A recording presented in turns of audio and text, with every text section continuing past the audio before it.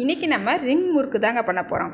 இதுக்கு 3 ஸ்பூன் கடலைப்பருப்பு எடுத்துகிட்டு நல்லா 2 மணி நேரம் ஊற வச்சுட்டு தண்ணியெல்லாம் எடுத்துகிட்டு ஒரு காட்டன் துணிக்கு மாற்றி இந்த மாதிரி ஓனரை ஊட்டி எடுத்துக்கோங்க. இப்போ ஒரு கடாய் எடுத்துக்கிட்டு 1 கப் அரிசி மாவு, 1/2 கப் மைதா மாவு, 1 ஸ்பூன் வத்தப்பொடி, 1 ஸ்பூன் ஓமம், தேவையான அளவு உப்பு, சிவப்பு ஃபுட் கலர் கொஞ்சம் சேர்த்துக்கிட்டு 2 கப் தண்ணி சேர்த்து நல்லா அந்த மாவை கரைச்சி எடுத்துக்கோங்க. இப்போ நம்ம அடுப்பில் வச்சுக்கலாங்க. அடுப்பு சிம்மில் வச்சுக்கிட்டு இந்த மாவை நல்லா கலந்து விட்டுக்கிட்டே இருங்க. கெட்டியான பக்குவம் வரும். இந்த நேரத்தில் 1.5 ஸ்பூன் எண்ணெய் சேர்த்து மறுபடியும் கலந்து விடுங்க. இப்போ நம்மளுக்கு முறுக்கு மாவு பதத்துக்கு இந்த மாவு ரெடி ஆயிருங்க. இப்போ அடுப்பு ஆஃப் பண்ணிவிட்டு இதை மூடி வச்சு நல்லா ஆற விட்டுக்கலாம். இப்போ இதிலேருந்து சின்ன உருண்டையாக உள்ளங்கையில் வச்சு நல்லா உருட்டி நீளமாக இந்த மாதிரி எடுத்துக்கோங்க. இப்போ கடலைப்பருப்பில் இந்த மாவை மறுபடியும் இந்த மாவை சேர்த்து நல்லா உருட்டி எடுத்திங்கன்னா கடலைப்பருப்பு இதிலெல்லாம் ஒட்டிக்கிறோம். இப்போ பாருங்கள், 2 காணரையும் இந்த மாதிரி நல்லா அமுக்கி விட்டுக்குங்க. இப்போ ஒரு கடாயில் எண்ணெய் வச்சுக்கிட்டு நல்லா அடுப்பை சிம்மில் வச்சுக்கோங்க. சூடான பிறகு இதை நல்லா பொரிச்செடுங்க. அடுப்பு சிம்மில் வச்சுக்கிட்டே பொரிச்செடுங்க. இப்போ பொரிச்செடுத்தால் நம்மளுக்கு ரிங் முறுக்கு சூப்பராக ரெடி ஆயிருங்க. ட்ரை பண்ணி பாருங்கள்.